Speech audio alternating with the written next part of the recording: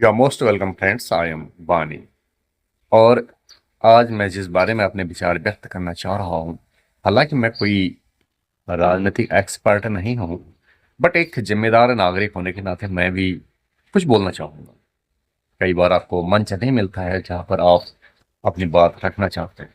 तो आजकल social media ने आपको बहुत बड़ा मंच दे रखा है जहाँ पर आप अपनी बात बोल सकते हैं और दूसरों तक आपकी बात पहुँच भी जाती है। तो उत्तराखंड में ऋषिकेश के मेयर शंभू पासवान के मामले में जो सुर्खियां आई, सामान्यतया कोई व्यक्ति स्थायी निवास प्रमाण पत्र उस जनपद से हासिल करता है जिस जनपद का वो स्थायी निवासी होता है। और स्थायी निवासी कौन होता है? सामान्यतया जो व्यक्ति किसी राज्य में पिछले 15 वर्ष से रह रहा है, उसके पास वहां की कोई जमीन है, बिजली का बिल है, उनका स्थायी निवास प्रमाण पत्र बन जाता है। और शंभू पासवान का भी उत्तराखंड के देहरादून जनपद से स्थायी निवास प्रमाण पत्र बना, जाति प्रमाण पत्र बना, और उस जाति प्रमाण पत्र के आधार पर वो ऋषिकेश के मेयर पद पर चुने गए। उनके विरोधियों ने उनके चुनाव को चुनौती दी। भाई, ये शंभू पासवान साहब उत्तराखंड मूल के नहीं हैं, ये बिहार के हैं। इनका जो जाति प्रमाण पत्र है वो उसके तहत फायदा उत्तराखंड में नहीं लिया जा सकता है, बल्कि उस राज्य में ही लिया जा सकता है जहां ये 1950 से पहले से इनके पूर्वज रह रहे थे या ये खुद रह रहे थे। तो एक क्वेश्चन मेरे दिमाग में आया। उत्तराखंड की सरकारी नौकरियों में कई लोगों ने नियुक्तियां पाई हुई हैं, बाहर के लोगों ने। बिहार, झारखंड, उत्तर प्रदेश के कई भागों से आकर उत्तराखंड में बस गए और उन्होंने यहाँ जाति प्रमाण पत्र हासिल किया और सरकारी नौकरियों में नियुक्तियां पा ली। अगर शंभू पासवान का उत्तराखंड का जाति प्रमाण पत्र निरस्त हो जाता है तो उन लोगों के साथ क्या होगा जिन्होंने जाति प्रमाण पत्र उत्तराखंड से बनाया है?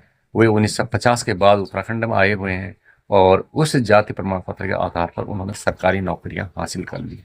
आने वाले समय में ये उत्तराखंड के मूल निवासियों के लिए फायदेमंद है, क्योंकि उत्तराखंड के बाहर से आए हुए लोग जो 1950 के बाद उत्तराखंड आए हैं, वे जाति प्रमाण पत्र हासिल नहीं कर पाए।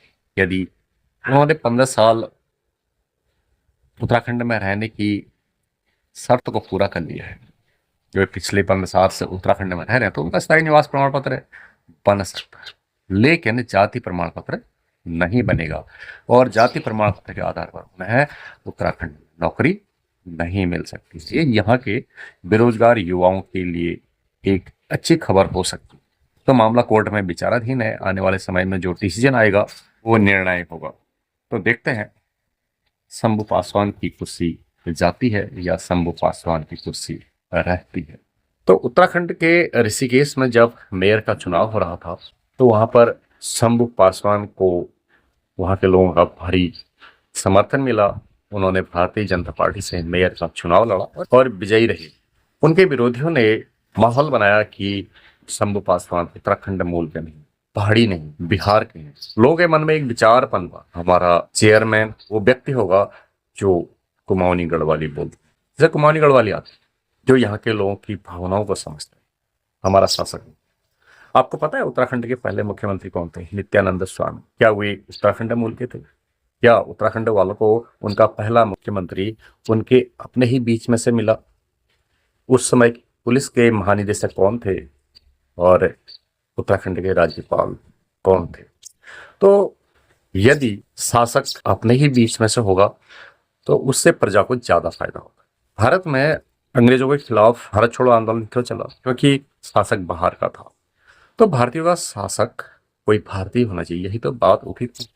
तो इसी धारणा को तब बल मिला जब ऋषिकेश में कहा गया कि यहाँ का मेयर कोई स्थानीय हो, कोई पहाड़ी हो, जो यहाँ के लोगों की बात को बेहतर समझ सके, यहाँ के विकास के लिए उस तरह सोचे जिस तरह यहाँ के पहाड़ी लोग सोच सकते हैं।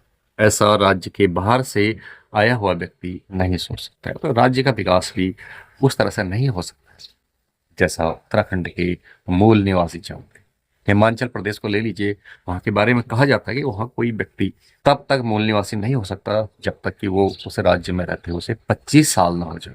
लेकिन उत्तराखंड के मामले में ऐसा नहीं हुआ।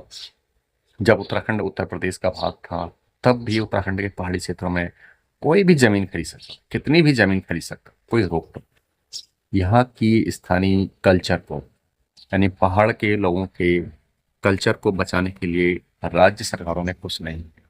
उत्तराखंड के लोगों के कल्चर को अंग्रेजों ने समझा था।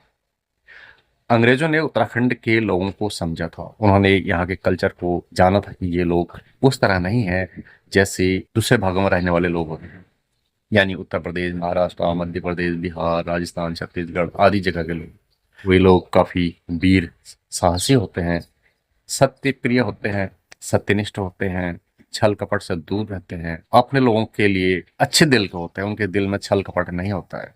तो ऐसा अंग्रेजों ने समझा, इसलिए यहाँ उत्तराखंड में उन्होंने पटवारी सिस्टम लाई।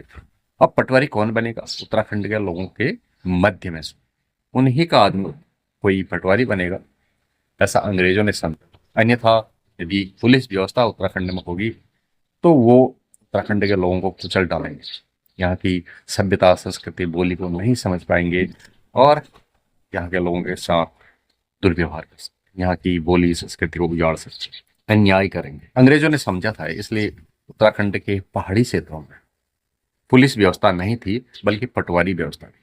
पटवारी अपने अपने लोगों के बीच का ही होता था, वो यहाँ की बोली भाषा को समझता था, शासन चलाने में सुविधा रही। और उत्तराखंड में बाहर के लोगों का दखल भी नहीं हुआ। लेकिन आज़ादी के बाद उत्तराखंड के पहाड़ी क्षेत्रों में बाहर के लोगों का बहुत ज़्यादा दखल देखने को मिला।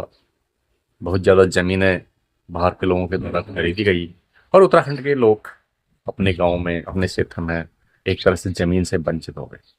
उस ज़मीन से वंचित हो गए जिसे उनके पूर्वजों ने खोद खोद कर सीढ़ीनुमा खेतों का आकार दिया था, उनमें खेती की थी, अपना जीवन यापन किया था। एक ज़माने में उत्तराखंड के पहाड़ी क्षेत्रों में रहने वाले लोग समृद्ध थे, उन्हें किसी चीज़ का अभाव नहीं था। और जो उत्तराखंड के आसपास के मैदानी क्षेत्र हैं, यहाँ घने जंगल थे, यहाँ हाथी, बाघ, भालू, अजगर, मलेरिया आदि का खतरा रहता था। तो पहाड़ के लोग ठंडी आबोहवा में रहते थे, वे काफी संपन्न, संतुष्ट थे। लेकिन समय के साथ जब दूसरे राज्य से उत्तराखंड में जो उनका पहाड़ी क्षेत्र था वहां पर बाहरी लोगों का दखल हुआ, लोगों की सभ्यता संस्कृति को निम्न दर्जे का बताया गया और एक टैग लगा दिया गया, पहाड़ी लोग, ये पहाड़ के हैं, ये पहाड़ी है। तो इस तरह की जब बात व्यवहार होने लगी तो पहाड़ के लोगों में एक तरह की कुंठापन पनपने लगी कि यार ये लोग तो हमें पहाड़ी कहते हैं, हमारी बात को उत्तर प्रदेश की विधानसभा में सुना तक नहीं जाता, इसलिए एक अलग राज्य बनना चाहिए, पहाड़ी राज्य, जहां हमारी अपनी बात को सुनने वाले हमारे ही अपने लोग होंगे। लेकिन क्या उत्तराखंड विधानसभा में उत्तराखंडियों की बात को सुनने वाले क्या हमारे ही अपने बीच के लोग हैं? ये विचार नहीं कर सकते। नमस्कार।